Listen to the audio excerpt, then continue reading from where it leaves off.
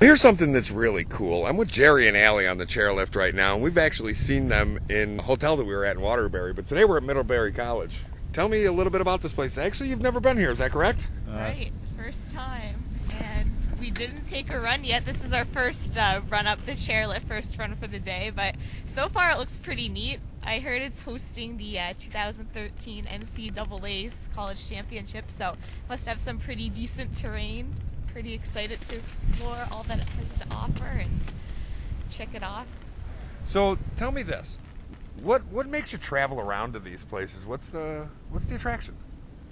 Well, with skiing, it's, you think you could ski, but there's different types of terrain you could ski, the conditions, the terrain, the variability. So, it's not the same. It's a different experience everywhere you go. So I like that, always finding something new, always skiing something new and improving.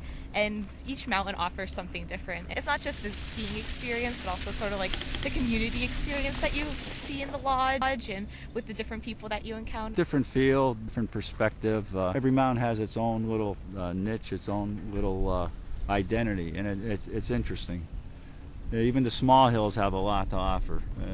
As we were talking before, ski shop owner down where we're at, he suggests going to these smaller areas and experience them, and they've turned out to be real treasures. Yeah, it's great. You don't get, some of the bigger resort areas, you get sort of the mass-produced ski experience where they're sort of churning out the same groomers, the same terrain, just packaging it up and trying to sell it to the ski consumer. But there's other little places you could find that's really a treasure of an experience.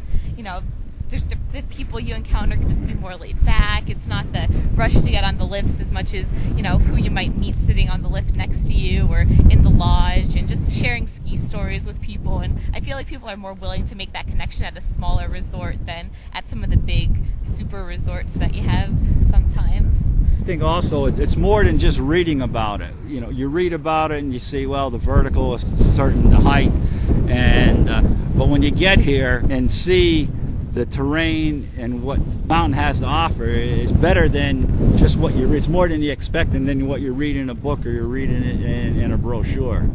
I think being here is you experience it yourself, and you make your decision whether you like the area or you don't like the area. But I said you read it in a book, in a ski magazine, in a brochure, and you say, okay, you don't think, you might think, well, maybe I'll pass on it. But then there's a suggestion or something pushes you to come here. Then you experience it and you say, hey, I'm glad I did spend a day here, or spend a few days here. I agree with both of these people completely, because it's not always about the vertical you're skiing. Sometimes it has to do with just the experience of skiing it.